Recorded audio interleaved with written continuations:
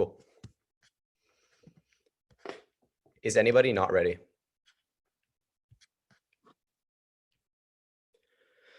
Interpretation. Debaters must disclose all previously read topical constructive positions open source on the 2019-2020 NDCA PDF wiki at least 30 minutes before the round. To be clear, this isn't full text disclosure. Open source disclosure must include open source documents with all highlighted cut cards in case. Violation. You didn't disclose open source or have highlights. Standards. First is debate resource inequities. You'll say people will recycle cards, but that's good. It's the only way to truly level the playing field for students such as novices and underprivileged programs. Antonucci 05 writes that open source systems are preferable. It's better to share the wealth than limit production on participation. Open source systems may be the only structural rule-based answer to resource inequities. Every other proposal fails at the level of enforcement. An open source system will reduce entry barriers. This is especially true at the novice or JV level. An open source system would fundamentally change the evidence economy without targeting anyone. Inclusion controls the internal link into education and fairness. Since we can't have a fair educational debate if certain people are excluded from being able to debate in the first place. Second is evidence ethics. Full text only gives me the card itself. Without highlights, we're unable to verify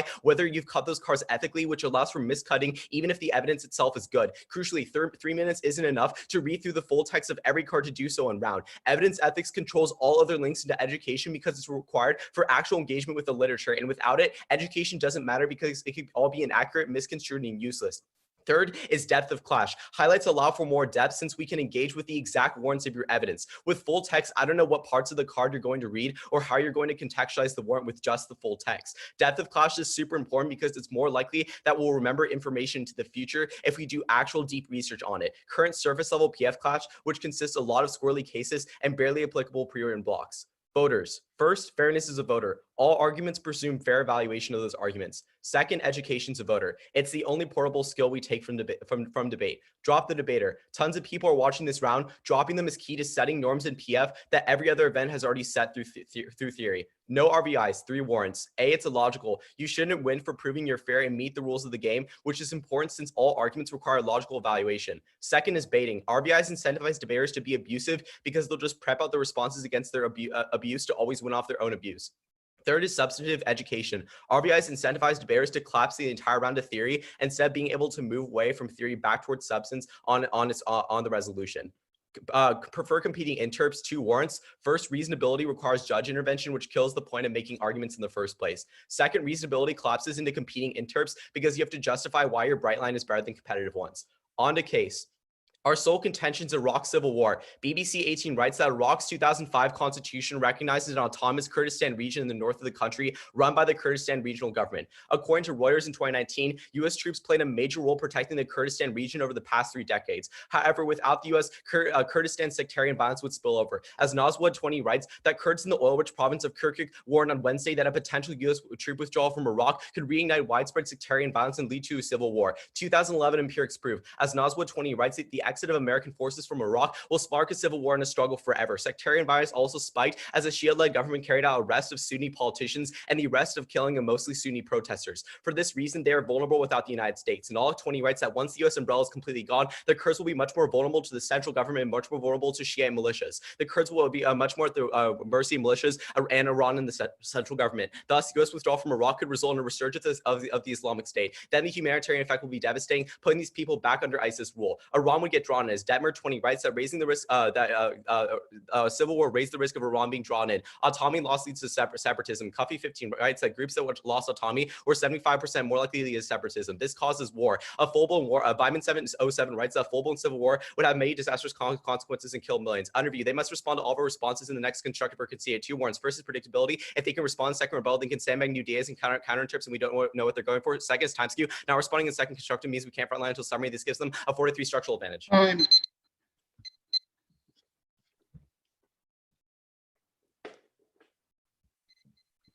Cool. We're gonna take a tiny bit of prep. We'll start it right when I call Alec, or right when a call goes through.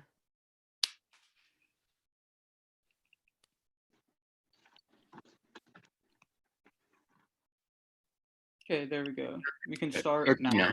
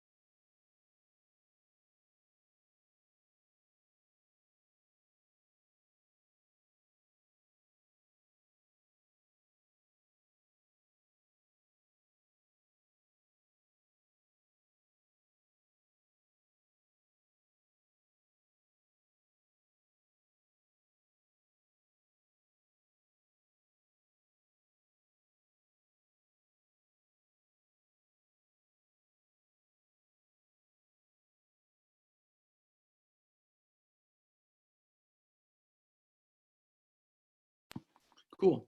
That was about 50 seconds. I have 1 minute and 57 seconds remaining of prep. Okay. Let me write that down real quick.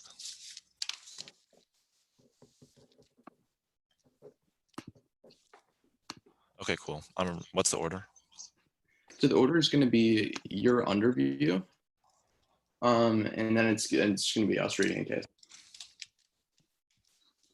Is anybody not ready? Can you give me 1 sec? Sorry. Underview Repeat. 8. Is this underviewing the case? That's correct. Yeah. In that case, we're ready. Okay.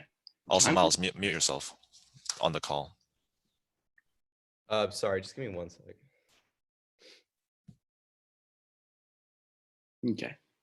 Time will start now. Starting their underview. First, they're warned about predictability. The first argument we're going to be making is that it's predictable to assume that in a round we can make new responses in rebuttal. The second response is that when looking at the NSDA rules, we explicitly have the ability to make new responses in rebuttal because it increases the amount of clash they needed to give you a warrant as to why it is not good for us to do that. But then on time skew, we would make the argument that it actually caused a time skew in the favor of them because as opposed to us being able to read our full case, we now have to make responses which shifts away our ability to generate offense within the first speech. With that, let's read a case. Contention 1 is Iraq. U.S. military aid to Iraq Emergency Response Division, or ERD, perpetuates structural violence. Meek 17 explains that the U.S. military continues to work with blacklisted Iraqi special forces, which destabilize the region and causes an increase in terrorism. Neg 17 contextualizes that ERD programs in Mosul fuel sectarian conflict by targeting Sunnis and creating rampant human rights violations. This spills over as Whitson 17 explains that human rights abuses against Sunnis in Iraq fuel sentiment that is likely to spill over and cause civil war. Indeed, he explains that government abuses were the primary factor behind the start of civil war in 2014. Fortunately, U.S. pullout solves, as Quartzman 13 explains that the U.S. specifically provides weapons-based support and emboldens Iran to continue their practices. Hanses 18 furthers that other countries can't fill in as major actors like Canada and the EU are currently fleeing the region. There are two impacts. First is a civil war. Byman 06 explains that civil war would start a domino effect of sentiment that cascades through the Middle East as Iraq demonstrates many of the conditions that are most conductive to spilling over, including ethnicity. Byman furthers that a war would directly cause hundreds of thousands of deaths and a massive refugee crisis, leaving more than 13 million displaced. But second is terrorism. Rodriguez 14 explains that Iraq, specifically the HRVs, have a close correlation to terrorism because of their ethnic tension. This fuels recruitment and capacity. Crucially, Porter 15 explains that terrorists have the means and knowledge to create a nuclear bomb and spook the launch. Hellman quantifies that this would start a nuclear war causing extinction. Contention 2 is regionalism. The U.S. military is a barrier to Gulf regional alliances. Carlin 19 finds the U.S. bases are strategically placed to enforce what is good for Washington, even at the cost of Arab rulers. Indeed, Zunes writes that in order to ensure allies grant them a foothold in the region, the U.S. explicitly wages war and makes it so our allies need us for protection. Specifically, the U.S. does this in two ways. First, by exacerbating divides. The U.S. is a symbol of Western imperialism, one rejected by the Gulf. Byman 16 writes that deep anti-American sentiment weakens the stability of U.S. allies. U.S. troops represent the highest form of betrayal, preventing regional cooperation. Bowen 12 furthers that U.S. military is the leading source of radicalism in the Gulf, with a large military presence being counterproductive. Indeed, Beaver concludes that a minimal U.S. military presence would allow regional actors to prosper in their own without having to reject one another due to ties with the U.S.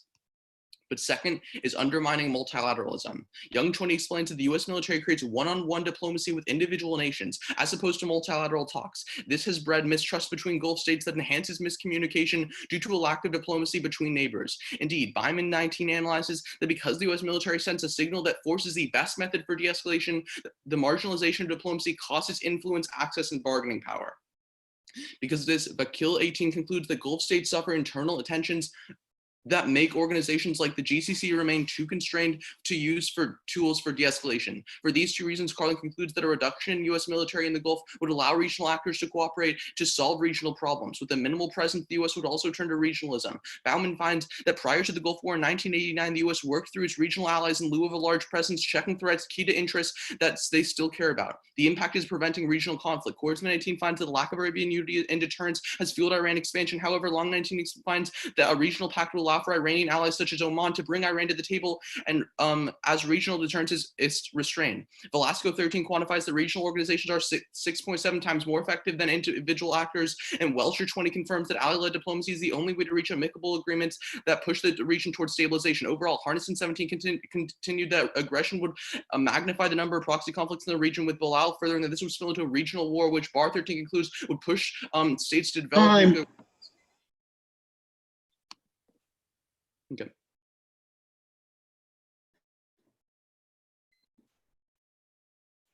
Ready for cross? Yeah. Would you like the first question? Yeah. So on your second link of your second contention about regionalism, you say that the United States' presence is leading to like these bilateral talks, right? That's correct. Why couldn't the United States have bilateral talks without its military presence with these Gulf states? Because Gulf states wouldn't be as likely to listen to the US because they don't have as much hegemony in the region. Wait, hold up. But the United States still has economic leverage over these Gulf states, correct? I'm going to make an argument that other states fill in, which have more of an economic leverage, which makes the US look comparatively moot compared to those other states. I'm going to take a question. Before the round, we asked you if there are any norms or accommodations that you would like us to abide to prior to the round. Say any adjustments that we wanted to make. Why didn't you tell us to We disclose? said a couple of things. First of all, we said that the possibility of us running theory exists. But the second thing is that the best way to set, wait, just let me finish. The best way to set a norm is to have a team lose, especially at like an area as illustrious as like quarterfinals, right? That's how we set better norms. Wait, so you set better norms? Us running theory, us running theory at quarterfinals of the TOC is a massive message on the debate community as a whole because there are many people who are watching it. That's how we uniquely get our norm setting offense. We've already set very good norms. Like, no, you haven't, because you haven't open sourced. May I have a question? Sure. Cool. So on your first contention about Iraq, specifically on your point about nuclear terrorism on your second impact, why hasn't ISIS gotten a bomb yet? Because they've lost the majority of their land and they're currently being destroyed by US counterterror. Can I take a question? Wait, hold up. That means that you can see that US counterterror is working in the SQO.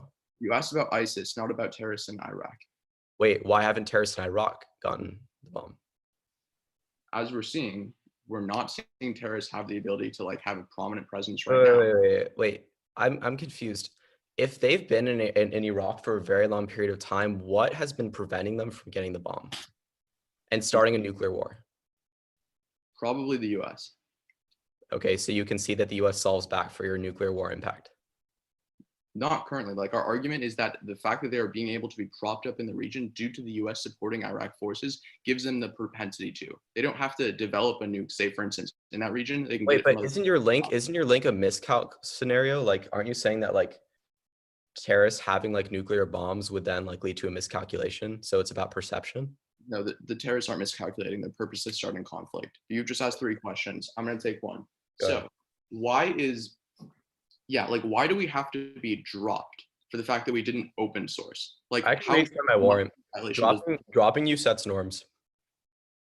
Okay, if we try to like, if we were willing to shift to that norm prior to the round, why do we have to if we have a debater being dropped at quarterfinals of the TOC with multiple different people watching, then it vastly increases the likelihood that people change their norms in order to start open sourcing.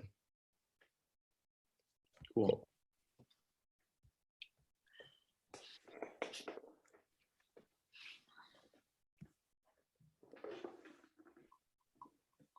Okay, is that cross? Yeah, that's it. Okay, cool.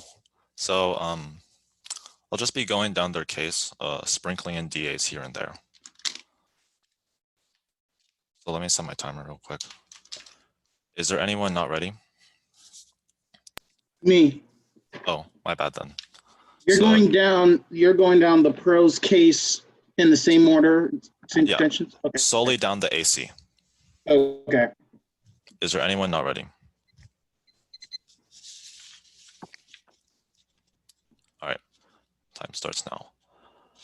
On the top of their first contention, the uniqueness is wrong. Wilson Center finds that the Middle East tensions in the region and terrorism has decreased by over 60% from deaths as groups such as ISIS. Noticeably, attacks in Bahrain fall from 18 to 1 in 1 year, and there were no deaths as well as Kuwait, which means that terrorism is on net decreasing right now. Way on probability, as Kirkpatrick 19 explains, that Trump's pullout from Syria increased ISIS morale, which demolished our ability to collect intel on ISIS and gave ISIS its biggest win in 4 years, which means pulling out is a link turn at everything they talk about. That's what they specifically concede in first crossfire. Don't let them make new front lines in second rebuttal. However, let's get specifically to their warrant. They just say that our presence in the area is making a bunch of people radicalized. D-Link in turn, as Rubin to a foreign affair finds that a large portion of anti-American sentiment is fueled by radical propaganda rather than U.S. policy in the region. He continues that U.S. troop withdrawal will only fuel these radicals as it would show that their anti-American strategy has succeeded, which means that they only increase radicalization in their world. Not unique because even if the U.S. pulls out, a lot of other foreign countries are still present. Sunday of Shanghai International Studies, Russia finds that Russia, the UK, France, Japan, and India have also done dozens of military bases in or near the Persian Gulf, which means there's always going to be presence. They won't be able to isolate the degree of which terrorism falls, which means they won't be able to find an impact. Let's go down to their second impact about nuclear terrorism, impact defense. Nuclear terror is not likely. Terrorists don't want to do it. Waste stitching the CSIS gives 3 reasons. First, mass murder means they lose public sympathy with trust recruitment efforts. B, it takes significant time and planning expertise with no getting their nuclear device works. And C, it means that putting their immediate goals and activities aside for something with a low chance of success. More impact defense. Terrorists won't be able to get a nuclear weapon. Waste 15 of CSIS explains there are 3 ways to get a nuclear weapon, and none of which have a high probability of happening. They couldn't steal one, they wouldn't be gifted one, and they couldn't manufacture a weapon, which means there's no way they'd be able to get a nuclear weapon. And lastly, they don't read a warrant why nuclear war causes extinction. Even you think it's pretty intuitive, they probably have to read a warrant, or else you could just give them a bunch of ghost extensions, which means that you can't get the new extensions in the second rebuttal about why all of a sudden causes extinction, because that would just allow them to read new impacts in the next speech, even though they didn't read the impact. The last speech would allow them to avoid clash, which means that they don't cause extinction because they don't give you a warrant on why nuclear war causes extinction or nuclear weapons cause extinction. Now on to their now let's just sprinkle in a diss ad. In bar 16 finds that right now the U.S. weakness in the Middle East will have ripple effects everywhere, which causes everybody to be really scared, which causes everybody to nuclearize, including Japan and Poland and other countries around that, which means that everybody nuclearizes, which is a huge impact turn because it gives terrorists more ability to steal these nuclear weapons in the first place. However, you turn it again because Polk 20 finds that a decrease in U.S. presence would destabilize the region immediately, as U.S. troops and local operations are essential to defeat ISIS, and U.S. leads attacks will increase, with Jamison increase displaced over 3 million people, which means that we're affecting the biggest terrorist group in the area in Iraq, which means that we have the largest degree of magnitude on their own impact. On their second contention, you turn it because Cleveland 15 of the Center of Security Policy finds that GCC states are nervous about Iranian aggression, and the Gulf allies will seek to alter the balance of power in the Middle East on their own if we do not sufficiently support them, result in more violence and proxy wars in the region, which means that the GCC countries wouldn't just magically turn to becoming allies with each other. That's not what they've done in the past when we pull out. For example, Brands finds that in the past when we pulled out of when we thought they were pulling out of Syria, Saudi Arabia just started the Yemen war. They didn't immediately turn to all this diplomacy, but turn it again because the U.S. is key to the GCC alliance. Plug 20 finds that almost all GCC states perceive U.S. forces in Iraq as vital to their defense against Iran. After the decisive action of the U.S. against Iran and Iraq, there's almost a better prospects of robust diplomatic operations. If the U.S. were to leave, all this were to disappear, which means that GCC gets weakened in their world. However, you de-link this on 3 ways because there's always going to be internal divisions. First is terrorist claims. As Dudley 18 explains that Bahrain, Saudi Arabia, and UAE have isolated Qatar, explaining that it helps terrorists, which means that they will never get along with Qatar. They'll never be able to completely negotiate. But second is energy, because Bouton 19 writes that differences among GCC states are hampering cooperation over energy issues, which means that they won't get along with that. But third, and most importantly, is decision making. Taylor 13 says that even if the U.S. were to withdraw from the Gulf, there'd be no genuine unity among the GCC states because they would be afraid of Saudi dominance, as well as not have a uniform perspective of how to deal with Iran. In fact, Qatar and Oman have explicitly stated that no attacks on Iran will be launched from the territory, while Saudi Arabia, Bahrain, and the UAE have openly waged proxy wars and seek to contain Iran. There's not going to be any perfect solution. The fact they're not getting along right now means that they will never get along. You weigh this on probability, as bilateral initiatives are undermining the GCC. Dudley 18 finds that a Saudi UAE joint commission has formed along with Saudi Kuwait Council, which means that these forums suggest they will never get along. They will just go on to their bilateral talks. They won't go on to multilateral talks. Now, we'll just read another diss ad. Pollock 20 finds that U.S. withdrawals create additional threats to Israeli security by giving Iran and ISIS more power to spread across Syria and right next to Israel, which turns their case because Airtime of the 20 of the Jerusalem Post indicates if the U.S. were to withdraw, Israel would inevitably find itself in a war against Iran, which causes a lot of regional instability, destroys all multilateralism, increases terrorism because conflict increases the breeding ground for terrorism, and also increases the chance of a civil war across other regions as it spills over across borders.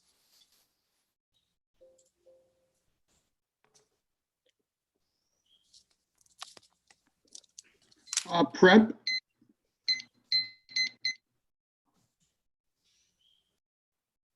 Yeah, I'm gonna take a little bit of prep. All right, 157 starting now.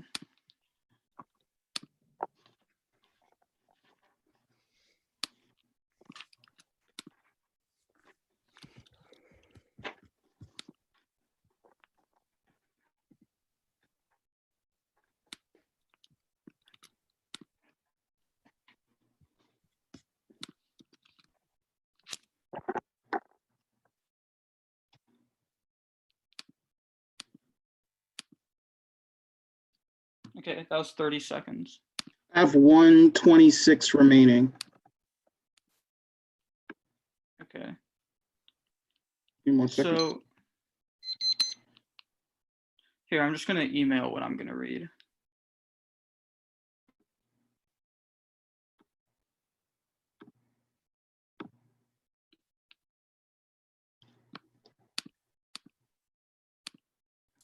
Is it a Google Doc or a Word doc? I'm literally just gonna send straight text. Oh, I see. Yeah.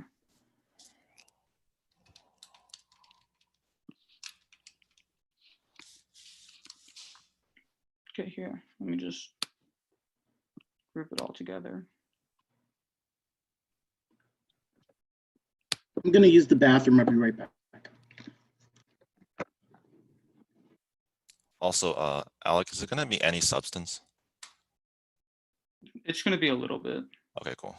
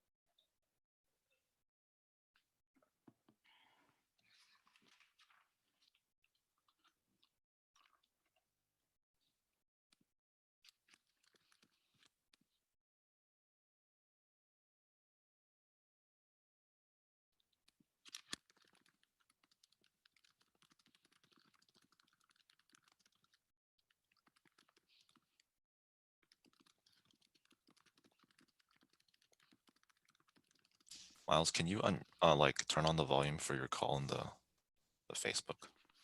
Oh yeah, I got you. You guys taking prep time? No, we're having technical issues with the Like my call, I literally call. just can't hear anything he's saying. The Oh, okay, call, okay. Or it's making the sure the call call. just, the call just ended. I don't know why. I'm Oh. calling you again, Jason. Yeah, yeah. Okay, cool. Here, let me mute myself to test if it works.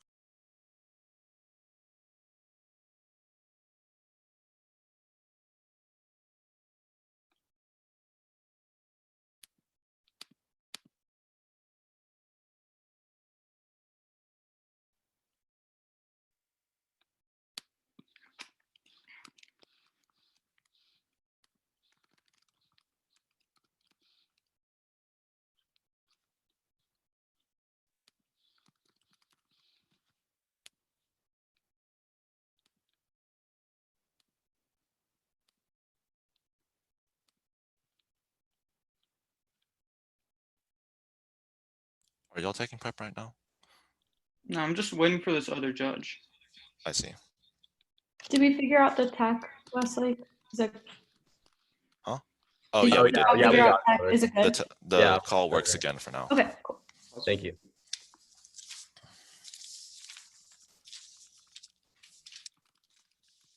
Also, Alec, how many sheets am I gonna need? I'm gonna go one off, and then I'll go to your off, and then I'll go to my case and frontline, and then I'll go to your case. Is the off a competitive counter interp or a brand No, new I'm gonna off? read a different counter interp. That's fine. Wait. Okay, so should I flow the counter interp also on a different piece of paper? No, you can flow that on your off, and then I'm Okay. gonna line by line. Okay, okay. And then a separate off after that, right? Now I'm gonna do my own off first, then I'll go to your off.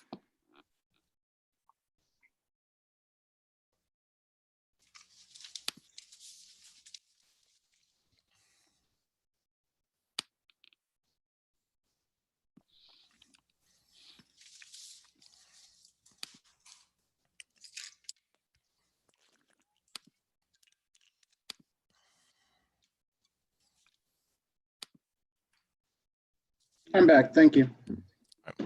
We can begin. Okay, here, let me send.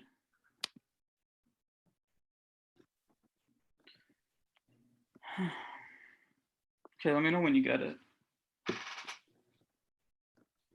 Is it gonna be just what's in the doc? I might like drop a few other things to like kick out of arguments one on my case, but like this is functionally what I'm Cool. gonna be going fast on. Okay, cool. Okay. So let me know when everyone's gotten the thing through email. Yeah, I got it. Okay, good. All good? Okay. One of A's interpretation, teams must only read theory based on terms agreed prior to the round B as a violation. There were theory within the two violations. They spread over messenger last night. Screenshots prove standards A is ground to the choose around because there are infinite abusive things he can claim that we did that he didn't spec before we're on grounds key to fairness because it's how debaters make sure decisions be as reciprocity. They basically tricked us into an agreement knowing we would violate, making our prep into this round harder. Reciprocity is key to fairness because it ensures that debaters have to do the same work to gain access to your ballots. Because ethics usually make TOC quarters an example of why lying is bad and how debaters must uphold binding pre-round conversations. Ethics is key to fairness because it ensures transparency and not was on scope because it extends past the debate space. The voter for fairness, they actively make a decision on the fairness benefits or the standards outlined above fairness always because it's superior to people joining the activity. And if they say fairness is a matter of education, I always drop them because that's something that's unfair, but still educational. Drop debaters that a person is always their show on a meta level because we're critiquing the process by which they read theory, default to competing interpretations on open sourcing on their off. Counter-interpretation schools with one team of the pool do not need to open source cards or only disclose generally. The first standard is small schools, forcing small schools to open source larger programs with multiple coaches and tons of teams to prep out every nuance of teams' cases, pushing small schools out of the debate, which is rewrite to their offense while making the debate better. We call up other offense to simply protect smaller schools and then standard on quotable skills. Disclosure forces teams to actually read articles, not just take cards and read the card without them having to internalize it. Then this links to fairness on accessibility, but also links to education as the round because one of prep outs are written by coaches and teams just reading off a computer. Then at the top of the shelf first, we would have if they asked. They don't get any norm setting because we'll literally just open source after the tournament. We literally open source at Strake and disclose on this topic. All they do is create internal divisions within the limited disclosure community in PF, which is limited in the PF community and hurting disclosure in general. Understand is first off the top, this is outside of the judge's jurisdiction. It's an out-around action relating to what we do in debates, such as the computer we use. And on equity, first we saw back on small schools, but second, evidence gets cycled and we disclose. There's no reason the standards depend on open sourcing and not disclosure. Then on ethics, first we can read or they can read our cards and see in round if we cite it incorrectly, but B, they can read all our cards or so the judges just look at cards. And on clash, first they hear the case in round D. Second, they will simply get our flows from other teams. Everyone knows this. But third, we disclose I know, but there's no difference when you take into account things like tags. They don't drop the debate. We're willing to share prior, but they didn't ask us. They don't set any new norm. If both teams open source and TOC quarters would set a norm, that's a smart idea, not a frivolous debate argument that creates skepticism. On our case, talk about terrorism. By their D-link that doesn't lead to nuke terror, but then it applies to their case. Turn it. U.S. military leads to Qatar support of terrorism in two ways. First, following team rights to Qatar funds U.S. military commitment to terrorists all across the Arab world. Second, Anchor 19 finds the presence of U.S. military and Boulton's Qatar in their support of terrorists, acting to believe they have immunity from retaliation. A broken team further that U.S. support for Qatar allows them to support Iranian goals of regional stability. It's outweighs because it spreads to African countries such as Libya, outweighing on scope. Then on ISIS works around counter-terrorism and not find justifications. First, Islamic terrorists have fled from the Middle East into Africa, with Sahel experiencing a doubling of attacks. And second, although ISIS territory is decreased, it's to maintain considerable ability to recruit to the internet. Then they talk about militarization or talk about proliferation. Turn 2019 the U.S. establishing deals on nuclear materials inside of you have to prevent their link. Example, ET finds arms deals are definitionally military presence. Turn it again. Glacier the team I said Iran is nuclearizing the U.S. military or 25 could be completely the year past defense. This will like you trigger an arms chase in the region with a high risk of miscalculation between multiple states. But then third, March it is everything space a hegemonic decline is inevitable due to increased management costs that way benefits to the Obama and Bush administration. Costs are getting too high. China's rising fast and obviously with hegemonic control where decision point multipolarity is inevitable. The U.S. can either go now faster peaceful have its own found transition based with China's willing to engage with the U.S. to raise multipolarity. U.S. dominance forces China to adopt a hard edge approach. Don't worry about like the thing that below. Then they talk about Saudi getting Boulton turn us out left funds that U.S. military government create perceived incentives for U.S. to adopt these safe line policies with the gold like 19 funds that Saudi uses this to justify 61 terrorist organizations, whereas reducing the war and as incentive historically partial reports a lack of U.S. military support for Saudi to decrease airstrikes by 80%. Then on their Israel turn combined the links. Israel is all about Israel being threatened. Headline 20 take it out for three reasons. First, Israel is in a deep political stand with their prime minister only to attack. Second, Israel has indicated their future moves will be defensive. And third, Kegan finds that Israeli missiles will be vetoed through the cabinet. Then Tisdale 20 explains that if the U.S. withdraw, they would just add an additional security agreement for Israel through like a mutual defense treaty that's opposing Congress. And on their case, overview. Ocean 20 explains U.S. pull out China, Russia, India, Japan, and other civilians working diversification security agreements. Crucially, Ocean 20 finds to place some non-excited regional conflicts to the U.S. as they defines they would use investment-based leverage to work towards regional cooperation. Then to be solved the room, Millennium defines that Iran is open to diplomacy, budgets, and then finds surrounding Iran military strength, political harness, pushing them to militarism. We solve Bazaar finds absolute U.S. control of Iran, which will be hard power as seen in Iraq and Lebanon. That means they don't get any impact and you can't vote on it. So yeah, just ignore the bottom two turns. Okay, dokie. Yeah, I'm open for CX. Okay, you can have the first question. I don't really have a question. Okay, so I'll take a question. Give me actually. Let me get my computer in order. Okay, cool. Yeah, I got you. My All right, I'm computer ready. crashed in octaves. That was scary. Oh, that's a rip. Yeah, Okay, I don't have any burning questions. So okay. So let's talk about the way that fear materializes in the debate space, right? Is this a particular part of the flow or just an ethos C question? Kind of, it's going to correlate to both, right? Assuming that ethos interacts with your argument. That makes sense. So we disclose, right? Like that's something that Jackson and I are trying to do. We're starting to do it on this topic. Like Disclosure we is open good. source at Strake and all that, right? So specifically, is your norm setting argument going to spread beyond the existing disclosure community? Yep. But like why? Like Because why hasn't that's how why theory doesn't works. I know, Just I know, like but how, like why just doesn't like how, us disclosing do that thing? No, because our argument is or not a critique, sorry, but our argument is a criticism of how you disclose. Like full text disclosure is essentially people going down an article, like when Strike pioneered it, right? They took a ton of stuff and they put it into a box and they're like, figure out what our case is, right? While that's like fine, we're saying that that form of disclosure is super inadequate and doesn't lead to all the benefits that people are like talking about in terms of disclosure. Like, for example, Clash, right? So if I go on your wiki right now and I see just a wall of text and some articles, how am I to know which warrant in that wall of text you're reading? Or you can read the tag on the card. No, and then you can read the card. It only gives one warrant. You don't have, I don't really know like, what the confusing part is here. The problem is that it's uncertainty. Even if you say that, oh, we do things really well, the point is I don't know until the round begins, which drastically limits my ability to engage. Let's look at another example, right? That's definitely not true. If you look on our disclosure page, yeah, we disclose like full text, which is bad. The way 99% of teams disclose. But if you read the tags, it can be like, Alec, I think we have to slow down a little, okay? You could say this is the only warrant that we cite. Or you could be like, oh, wait, we cited the other 5 warrants at the bottom. I don't know. And even if I'm willing to believe that you would only cite 1 warrant, that uncertainty means that open source always gets rid of that, which is better. Okay, let's look at another example. For evidence ethics, right? I don't know whether you miscut your evidence, but I only know whether your evidence is bad as a whole. So if I click on it, and it's like wikipedia.com. I'm like, okay, that's bad evidence. But if it's like the Cato Institute or whatever, I don't know how you cut that evidence. So I don't know if you may misuse good evidence, right? There are a couple of problems with that. First of all, you're going to hear us cite the evidence in round anyways. If you know what our card says, it'll be perfectly fine. 2 problems with that. First, I don't have 3 minutes to check all your cards. Second, I shouldn't be forced to disadvantage myself to check back against you because I shouldn't be forced to take my own prep. 30 minutes is... You don't have to take prep. 30 minutes... Realize when you hear us cite the card in our speech, you can hear how we cite it. If we miscite it, then you could be like, I have to take prep to call for your cards and check them. 30 minutes is better than 3. No, you don't. You can take our link, read the full link out of round, and then just see if we miscite 10 seconds. Oh wait, 10 seconds or? Yeah, we still have time. Okay, cool. Then okay, so why can't you just given at the beginning? I'm aware of what your warrant is. I have a question. Why can't you just read our card and that's time. out of round? Because we don't have enough prep. That's time. All right, so we have 3 minutes. I'll start taking it when the call goes through. I'll raise my hand or something.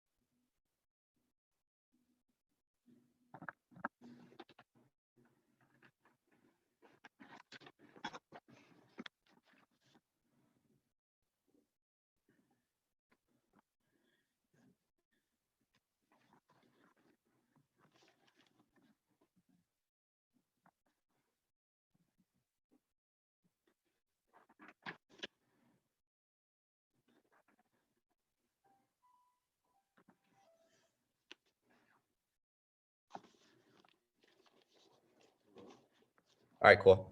He's prep. How much do you have? 56 seconds. Jason, mute yourself on the call. Oh yeah, sorry about that. Oh, you're good.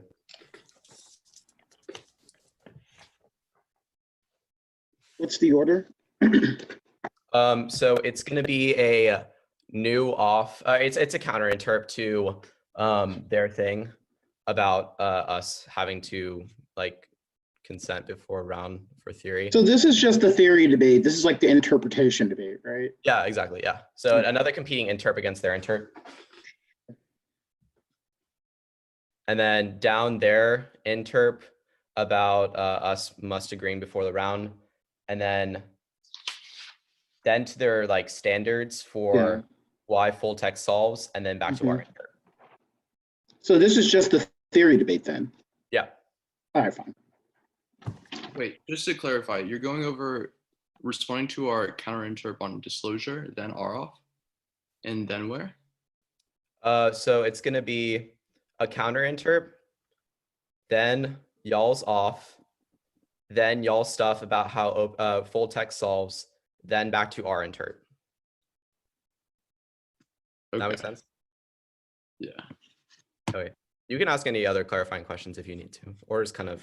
Wait, you're reading the counter interp you said that you're starting with on your disclosure page or like on our disclosure sheet? It's a counter interp to your interp about we must like ask you before the round, or we must agree before the round, right? Okay, so sure, yeah, I'm fine. Okay. Is anybody not ready?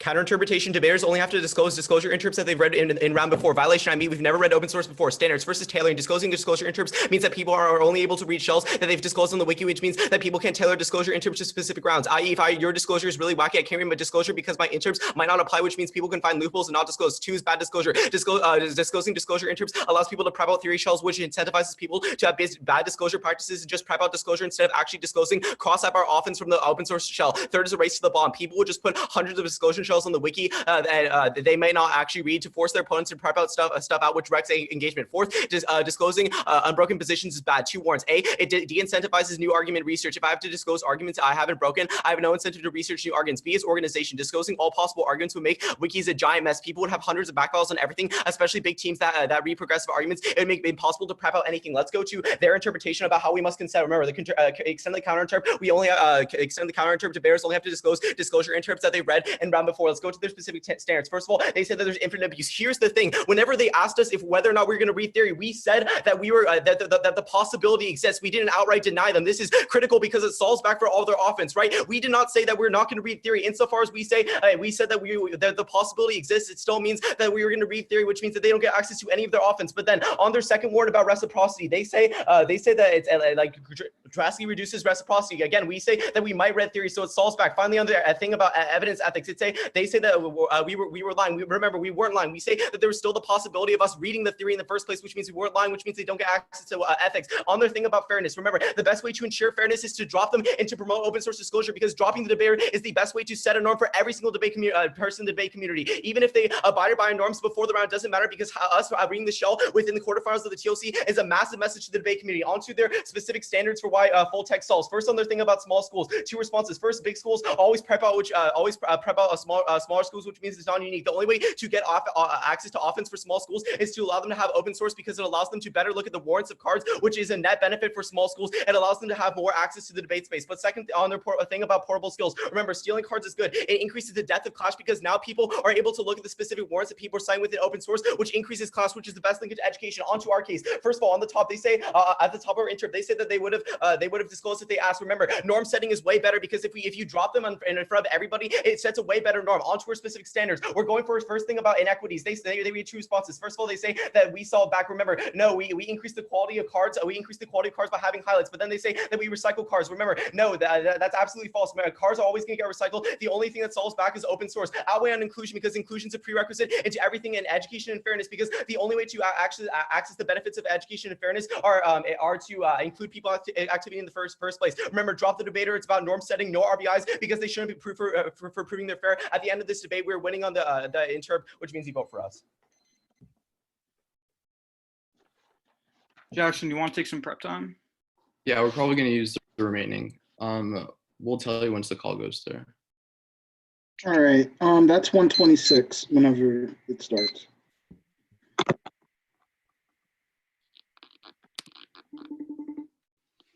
Start time now.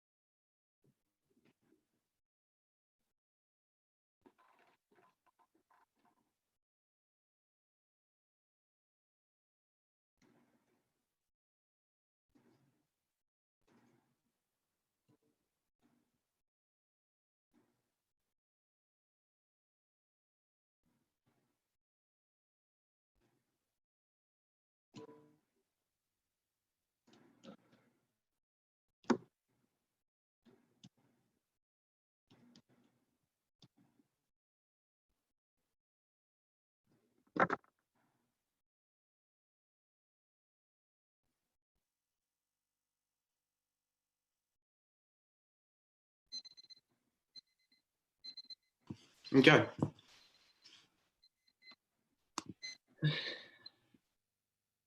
So the order is going to be their case on disclosure, or like they're off on disclosure, and then the off Alec reads in his previous rebuttal.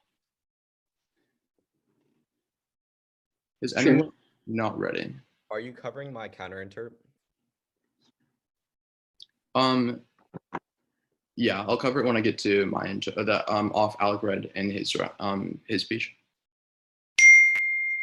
Sorry, just to clarify, you're starting on like the neg theory, right? Yeah. The neg theory. Okay. Okay. So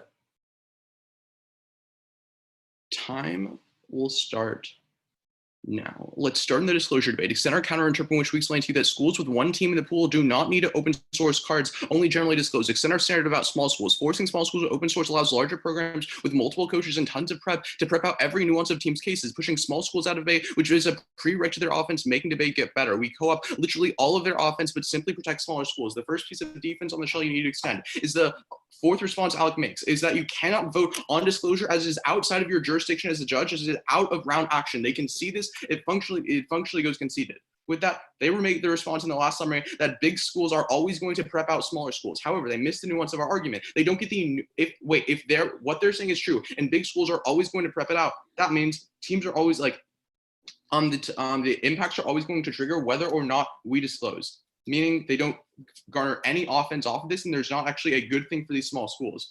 Then they say, you're comparatively going to be voting for our counter interp because we tell you that only larger schools should be open sourcing. Always prefer smaller schools because the prerequisite to this activity and ensuring fairness. They say, remember, we tell you that it destroys inclusion and it pushes smaller schools out of the debate when you're forcing them to disclose. They say teams are always going to be stealing cards. You're going to be preferring our counter interp in which we explain to you that it's better for teams to actually read through the entirety of the cards, not just steal the direct paraphrase versions of the cards, because it forces them to increase their education and increase their topic about the knowledge. We outweigh first because we're helping small schools, and second because and we increase the fairness for small schools, but second because we increase the amount of education that debaters have, because when they don't get open source disclosure, they actually have to read all of the articles. With that, go to the off that Alec reads in his case. They read new off in their summary about how we always have to disclose like new shells. Here's the issue. None of that actually interacts with the off that Alec reads to you in the case in which we explained to you that that they should be asking us prior to the round. Actually, let me just pull it off. Teams may only read theory based on terms agreed prior to the round.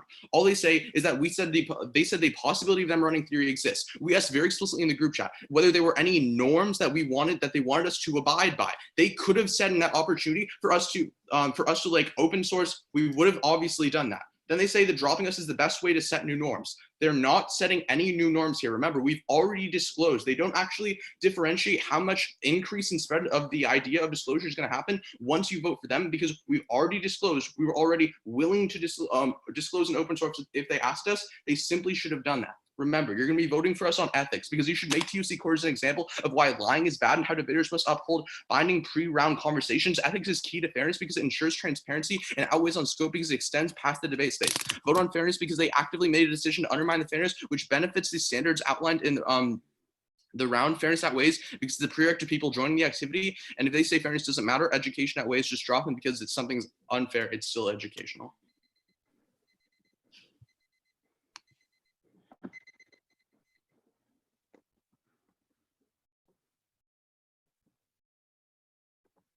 Y'all ready for grand? Good. Yeah, I think we're chilling. Nice. Actually, quick question. We have like 56 seconds, right? Yeah. Okay, just making sure. Yeah, I'm chilling for grand. Okay, y'all can take the first question. Okay. We don't. Miles, do you have a question? Yes, I do. Will you concede, or do you agree that like large schools prepping out smaller schools is non-unique? Them trying to prep out is. Wait, what do you mean them trying? Like they it's- have like The they have- argument that fine, it's Jackson fine. made. Well, no, Like- no, it's not fine. Here's why. The argument that Jackson made was if larger schools have the ability to prep out these specific nuances of teams non-unique, then that means open source isn't needed to get those nuances, which means it puts you in a double bind where either way we win. You either kick your shell or we get No. offense. Wait, hold Like on. I can re-explain our shell, but I would just do that in final focus. Like I don't think this conversation is necessary. That's fine. Do y'all have a question? Doesn't set a bad precedent for judges to vote on outside actions that happen prior to the round? No. No. Why? You want to Like, give a Because we want to, because like debate isn't about what happens in this 55-minute period. Debate is about all the activities that we do that surround debate. Debate is about Agreed. our prep before round. Debate is about what we do after a round. It's about our actions before, during, and after round, right? I agree. So Like saying how that- we interact with saying that- competitors. Saying the judge should just be like, oh, only vote on what happens inside the round is not a good idea because it allows for infinite abuse outside of round that has effects on the round. Does that make Okay. sense? Yeah, I get that. Do you have a question? Not really sure. Do y'all have a question? Not really. So how much of a how much impact do you have by dropping us in the round? Like how much is it going to spread? 10 impacts. Not- We have 10. We have 10 impact. Right. Yeah. Okay. We have First of all, we yeah, have there's no 15 first impact. quantify it, right? But what we say is that it's a very, very big signal in terms of promoting norms for us to be able to win this round off of open source, because particularly at quarterfinals of like the TOC, there are multiple people watching it, like dozens of people watching it, and it sets a very, very big Wait, precedent. why is it not a better norm to have us talking before round and figuring out how Here's to why. follow Here's why. Okay. It's because of the whole counter interp that you drop. The counter interp that we read on your interp actually acts as a theory pick, because what it says is we agree with everything you say except about disclosure. We say that telling people, oh, you should meet this just means that people shift their disclosure to whatever need is necessary to meet, rather than we say, no, this is the rule and you should abide by that rule. Does that So make you're sense? saying We Right. didn't advocate that you need to disclose all the shells that you could probably read. No, we tell you that we agree with your interp except for disclosure. That's the didn't- point of our counter interp. Does that make sense? We're not advocating for disclosure. No, Well, but we're saying not yeah, on our we're saying- independent off. Wait, yeah, on your independent off, we're saying that we agree with you. We would tell you about all the norms we want you to meet besides disclosure, and there are specific reasons. That's the point of the counter interp. That's the reason why A, why it's competitive, and B, why it's That's a part time. of your offense. You We read have- open source. That's time. We have 56 seconds and we'll start taking it now.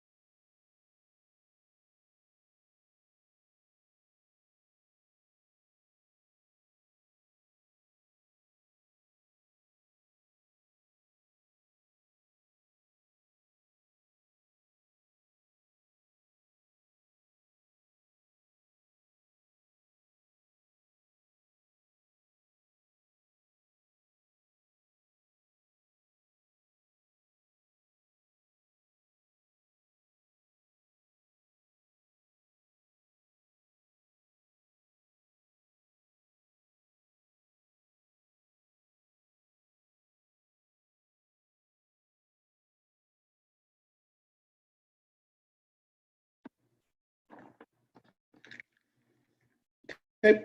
Hello. So the order is going to be on their on their interpretation, our counter interp on the interpretation, and then back to our side where it'll extend my interpretation and extend their counter and then respond to the counter interpretation. So it's just the theory argument. Okay. Yes. Is there anyone not ready? Our counterinterpretation is clear. We agree with everything they say, except that you only disclose broken disclosure interps, which means that they would know about it after the round, after it's been broken. Our counter violation is that we didn't read open source ever in this tournament. We extend our first standard about tailoring. What they can do is if we tell them about it, they can just tailor the disclosure to what we want and then change it after the round, which nullifies every single benefit of disclosure.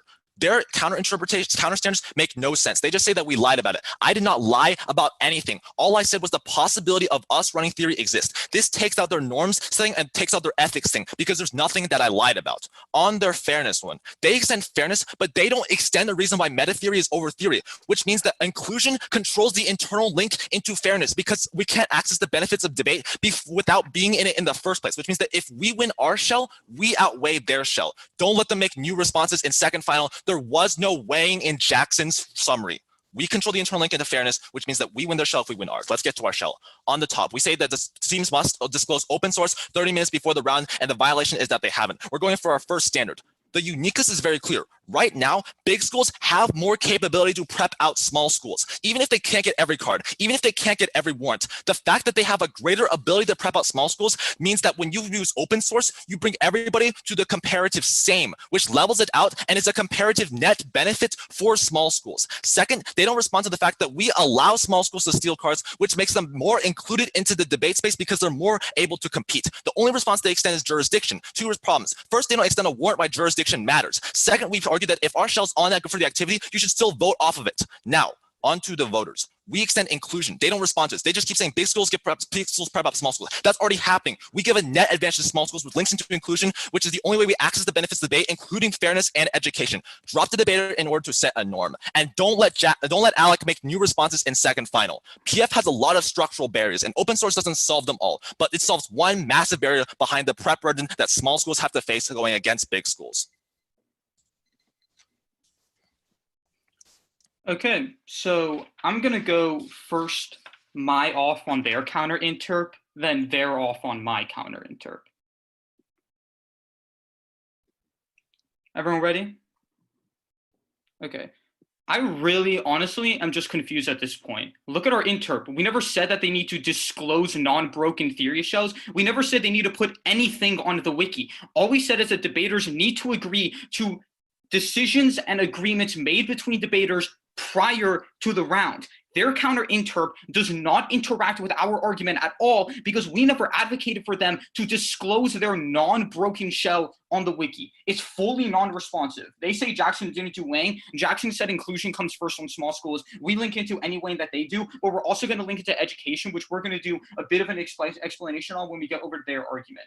They say that they didn't lie. Cool. They extend their argument, no RVIs. The shell's functionally not mattering because they're running a counter interp that we don't necessarily bite. Then go over to their case or on their off. This is actually super simple. They 100% drop in final focus that fully open sourcing is bad, because then individuals don't actually have to engage with the debate argument. They don't have to read articles. They could just read off of cut cards. Jackson told you this explicitly links into education and portable skills we can take out of the debate round. This is why that outweighs. First, both sides have links into fairness. Once I extend our other link, our counter inter, meaning we're the only ones who actually send a link into education, meaning we're the only ones getting something absent fairness and inclusion in this round. Then extend our counter interpretation that teams with only one school in the pool don't need to open source. That is a couple of implications. First, we tell you that means big schools give cards to small schools, meaning we co-opt literally 100% of their offense, because the only thing Jason extended in final focus is protecting small schools and evening the playing field. We even the playing field by making big schools open source, but we protect small schools by preventing excessive prep outs that push small schools out of the debate space, which turns their inclusion argument. We literally co-opt 100% of their offense here. Then they say, like, yeah, this round is super close. They read a counter interp on our interp that doesn't interact with our argument and read 0 responsive arguments to our counter interp.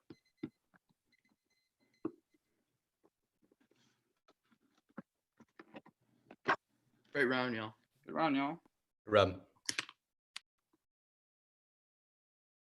All right, I'll be right back with my decision. Do y'all mind if I run to the bathroom real quick?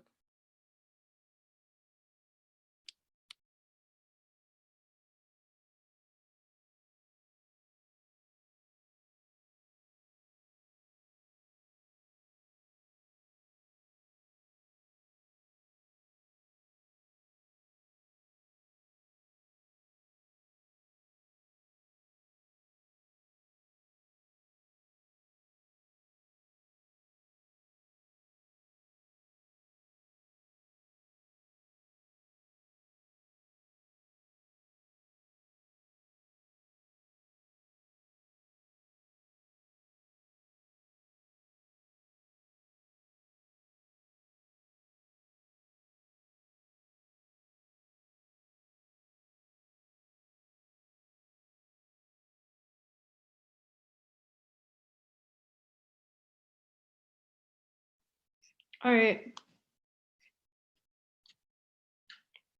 I just summoned the other judges, so they should get that notification.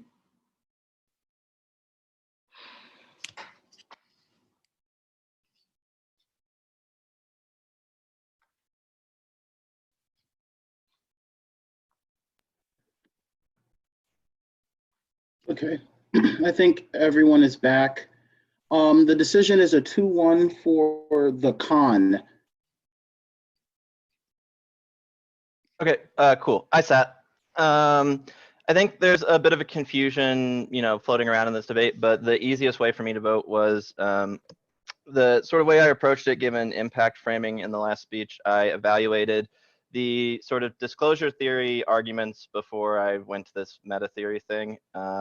So I think the biggest problem for me is I don't have a great response to the counter interpretation that teams with a single entry at any given tournament shouldn't be required to disclose, but all other schools should. They make this argument that would protect small schools from more in-depth and nuanced prep outs, while at the same time giving them the ability to access all of your sort of educational benefits and sort of stealing prep from big schools arguments that you say is good. So I think they kind of resolve 100% of your offense at the end of the debate. The problem for me is I don't think your final focus extends I don't think your final focus is extending a great argument outside of small schools, or or any impact scenario outside of small schools are helped because they can steal cards from big schools. And at the point where their counter interpretation requires big schools to keep posting cards, I think that they access a lot of this offense while avoiding a disadvantage. And I don't think you ever have a clear, easy response to it in any speech that I can hang my hat on. I don't think it's a great argument. I don't think schools with a single entry automatically correlate with smaller big schools or the amount of resources. I think that if you exempt certain school categories, you would have a lot less buy-in from disclosure, which means they couldn't solve. Or I also think that it's good for small schools to disclose because they'll have better debates where people are more well prepared to answer their arguments and go in depth, right? I think there are plenty of things you can say about why an interpretation that exempts small schools from disclosure is bad. I think there are a lot of things you can say. I just don't think they're in this debate. I think the other way you could have won this for me is to extend some of your arguments that aren't impacting, small schools, but are more fairness and like information processing related, right? So like the things like highlighting is key to be able to check back during preparation time in round, and check back against author like abuse and stuff like that. Like their interp still allows for all of those things to happen and even gives an incentive for small schools to do those, which is kind of where I made my decision, right? I think that if they win, their counter interp is better for small schools. You don't really have an impact for why I should vote for requiring them to open source disclosure in your final focus, even though I think earlier in the debate, you had a lot of things that, could have very easily won the ballot for me. The last note I'll make is on this sort of meta theory argument. I thought it was relatively irrelevant for a lot of the debate and became kind of nonsensical on just like a, did you agree or disagree to have a theory debate? So Westlake, you need to be saying like, it is really bad to have a model of debate where you only debate things that like you'd agreed upon beforehand, right? So let's say they disclose an argument to you and you're like, we won't read disclosure theory, you disclosed, and then they read something totally different, right? Are you no longer allowed to read disclosure theory because before the round started, you agreed to this certain norm, right? Like pre-round agreements are bad. And I have no idea why both teams are just like, yeah, debate is about way more than what happens in the round. There are a bunch of things the judge could evaluate that occurs outside of the round that would happen. I don't know. I'm hard against judges evaluating, things that occur outside of any given debate rounds. I think the job of a judge is to evaluate the arguments presented, not just like a, do I like your seasonal disclosure practices type of thing, right? Or do I think that, Westlake lied and they're mean people for it, right? I don't think judges should be making those types of decisions, but rather focusing on the content that happened in the debate. So I thought it was weird that both teams were like, yeah, it's super important to evaluate all of this stuff. I just thought it was really irrelevant. Yeah, if you have any questions, I'll answer. But Kegs, I have a question. Cool. The way I saw this round was I was like, Alec extends no RVIs in final. Sure. I'm like, I don't really know who won our shell, but for the sake of this, we'll just say Alec won our shell. Yeah, so let's say don't you just default? No, I evaluate it based off of competing interpretations.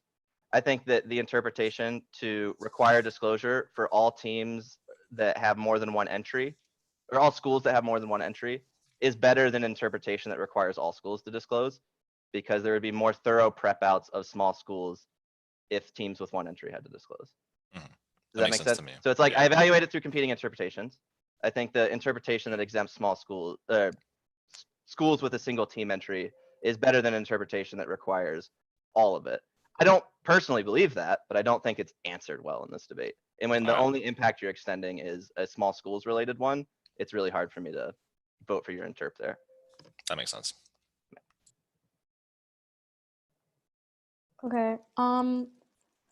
So I think this is a good example of, okay, well, it's like, I'm not offended at all that y'all kicked me, like not offended, but I think it's a good example of why you shouldn't always do that, because the two judges in the room that understood what was going on split. And then I'm just like, I don't know. So like says in my paradigm that I really like am totally down to evaluate anything, but you can't trust me to do so.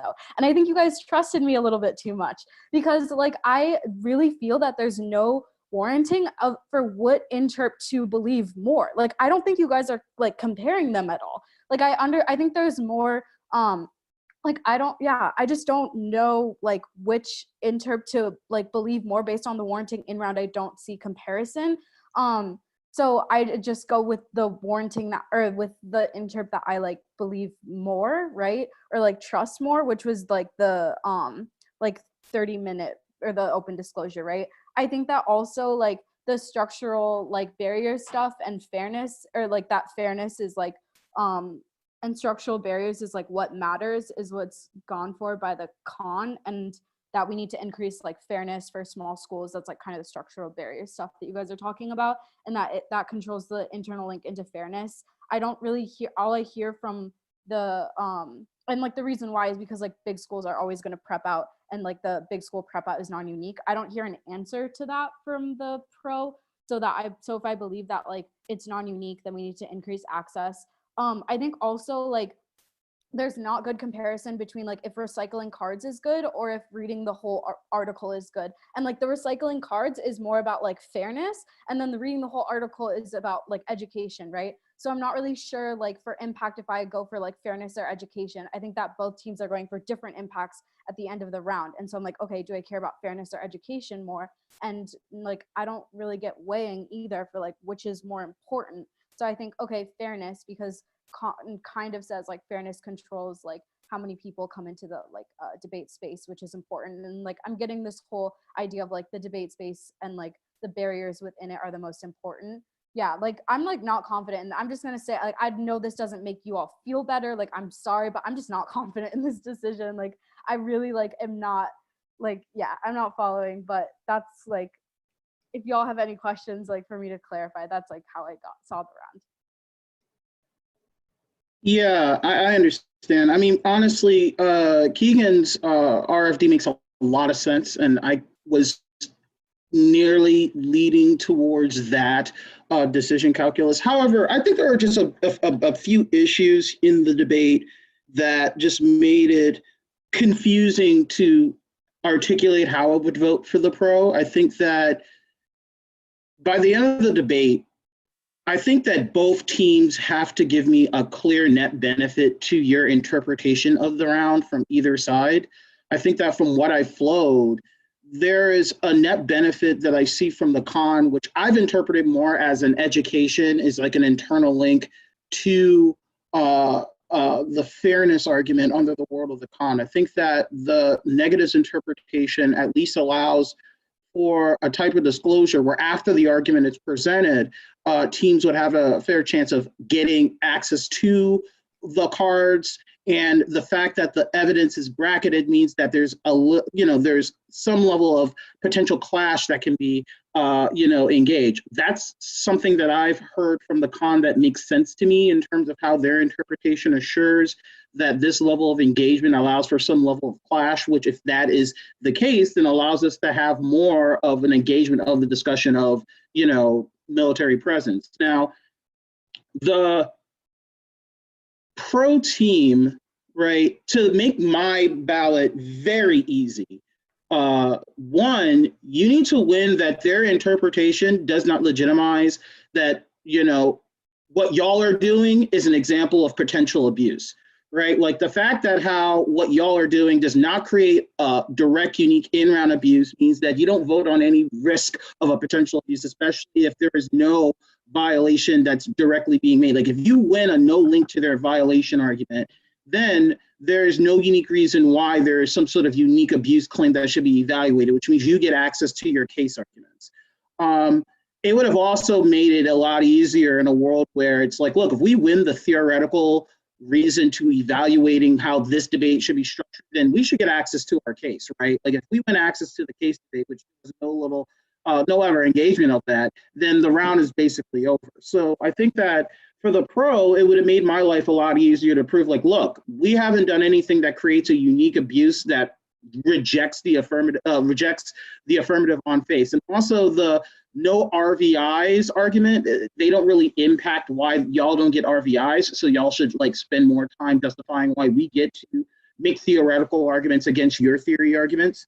And lastly, I feel that under the interpretation of the con, there is some level of like offense in terms of how we can understand and process information better through this understanding of how we can evaluate cards, which again, it supercharges a lot of how I should understand the debate more from like a education leads to a level of fairness that's, uniquely better for both sides. I just think that for the pro to win the debate very easily, you could say that these things can exactly happen in the world of the pro, especially where bigger teams that have the capacity to produce evidence that allows us to have that level of engagement under their technical perspective of how evidence should be presented can set that norm, can set that, example that is fruitful for future debates. However, that is not a unique reason why at the quarterfinals of the TOC, this is a unique reason to rejecting the pro, right? So those warranted or impacted explanations to theory would have made my life a little easier. However, I think that the, con wins some spin in terms of how their interpretation allows for a better engagement of education. If the debate was more framed about how structural fairness precedes like a procedural fairness in terms of how there needs to be like skin in the game for all schools, like small schools and large schools, that's a reason why our interpretation is better. Right, it reduces the whole I got more interps than yours, or there needs to be a more fleshed out, warranted explanation of why your interpretation is A, good for debate, B, sets a better model of debates. It also includes all populations, and it allows for more intellectual engagement of whatever topic that we're having whenever the topic is released. Right, so like that would make the debate a little easier, but I do give credence to the internal link work that the con is doing in terms of how their approach to how we should engage debate allows for better forms of education, which I think outweighs fairness. But I can be wrong. That's why we split. Yeah. One other thing I'd like to add to the app, there's a lot of smart things, discussed there, is discussion of reasonability versus counterinterpretations that I think could have helped you, right? It's like you disclose full text. You disclosing full text provides a reasonable basis for education, engagement with scholarship, access to cards, small schools, their ability to test your arguments. There's not like a fairness violation, right? Which gets rid of, it's like a really good defensive argument to be like, look, we reasonably disclosed enough. We're a small school. It'd be bad to punish us, right? And that incentivizes a model where the goalpost constantly shifts, where it's like, oh, you disclosed a Word doc, you have to disclose Google Docs. Oh, you disclosed in green highlighting, you have to disclose in blue highlighting, or like you have to disclose certain citations, right? It's like they could constantly shift the goalpost for how you have to disclose. So it's a better model for a judge to decide that you were reasonably disclosed enough that helped, promote education and fairness, right? Which means you shouldn't get rid of the substance of the debate and move it to this arbitrary theory question and punish a small school, right? Because you're reasonably predictable and disclosed and you tried to help education. So you should have a fair debate where they evaluate your arguments, right? I think that type of defensive framing would be really helpful. Are there any questions from me? Because I forgot to ask. I just have one question, if that's okay. Sure. I really appreciate the feedback. Jackson and I aren't like that engaged with theory. So I guess like obviously the most amount of like education on this can help me. How exactly was this the argument that open sourcing is bad because then individuals don't have to cut cards or engage with evidence evaluated at the education level? That needs to be impacted better. Like what is the impact to lazy debating, right? Like I think that you should be making arguments that indicates that our approach allows for more case-specific, interaction, right? Because A, it forces you to actually engage with the literature instead of us force-feeding information. Secondly, it allows for better crystallization of arguments because it's not just what you read, it's how you spin the argument. Because lastly, number three, debate, especially the style of public forum, is a communications activity. We should be able to communicate our abilities to justify what the argument is because it reduces judge intervention. Like judges don't have to necessarily have to do that work if it's, crystallized. Now, the other team can say, no, if anything, it involves judge intervention, but you can set the conversation where it's like, look, it forces people to read, right? Like if we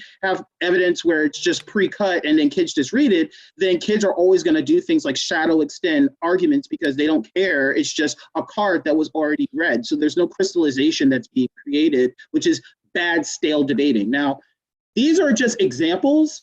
It's not perfect, but it's just an example of your interpretation being impacted in terms of why, this approach of what the other team is doing is bad debate or bad pedagogy in terms of how we can understand the literature in terms of education. So those are things that I would say. Okay, yeah. Thank you. Cool. So other than that, congratulations. Best of luck to Westlake in the next. Good luck, y'all. All right, thank you very much. Thank you.